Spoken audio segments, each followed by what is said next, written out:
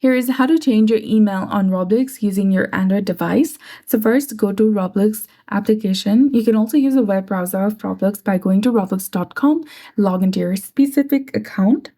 Then after, tap on the three lines in the top left corner of your screen. Then go to settings. From here, select account info from the top. Here, select email and tap on the pencil icon next to the email. Go ahead and enter the new email address that you want to set. Also check this box if you want to sign up to receive emails from Roblox about announcements, updates, and offers. Then tap on Change Email option. Roblox will send a verification code to your old email. Check your inbox, retry the code, and enter it into the verification field on Roblox. And once confirmed, your email will be updated. So that's it. I hope you found this video helpful. If you did, please like, share, and subscribe. Thanks for watching. We'll see you again in the next one.